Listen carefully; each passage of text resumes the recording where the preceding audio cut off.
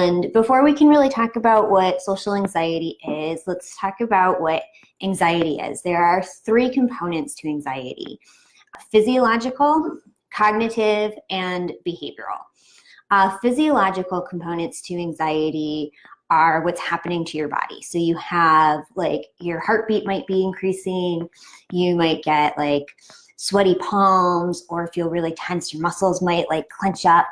You have your cognitive as the second component, and that's your thought process. And these are things that my clients are often saying when it comes to social anxiety, like people are always judging me. I'm worried nobody's gonna like me. I'm worried that I'm weird or I'm not fun. We have our behavioral component, and this is how we act, how we respond to feeling socially anxious. And typically with anxiety and any kind of anxiety, it's to avoid it. And often the natural response for people is to say like, no, like I'm not going there.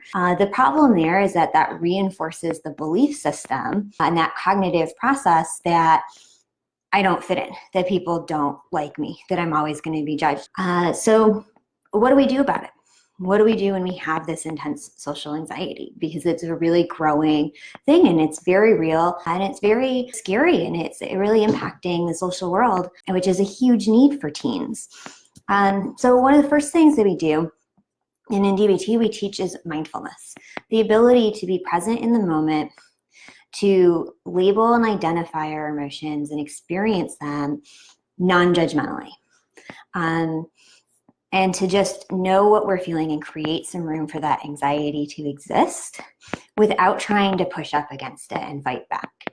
And the next step that we can do is, in DBT, we teach teens a skill of thought diffusion. And thought diffusion allows teens to create a little bit of space between their thoughts and what they're feeling in that moment. And so that allows them to be able to think about what they want to say without being on that sort of like hamster wheel of anxiety and that cognitive part of nobody likes me and I'm boring. And so then they create that little bit of space.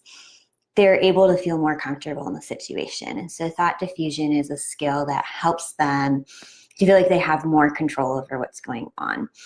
And the third thing that really can help, that we work a lot on, is systematic gradual exposure. And this is one that is especially important, that is done with a therapist. And it's something that is literally like, right, we're practicing in real life. And it's a planned exposure to slowly facing our fears, and slowly stepping out and interacting in more social situations. And it might start off even like imaginary.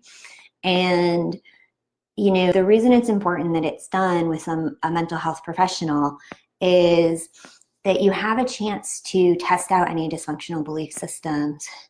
You have a chance to process and role play and figure out what your barriers are. You get to experience successes with systematic gradual exposure. It's done very planfully. And so you're not going through and experiencing and reinforcing negative thought processes and false dysfunctional beliefs, but instead the opposite. We're having that planned successes and processing through and starting off in the office with your mental health professional, experiencing with role plays. You can experience that what you thought might happen doesn't happen. And then you can step forward and do it. Oh, it didn't happen, and start to challenge some of those belief systems. If you have any other questions about social anxiety or different things that you can do to help with that, I'd love to chat more with you. So thank you for tuning in today, and take care.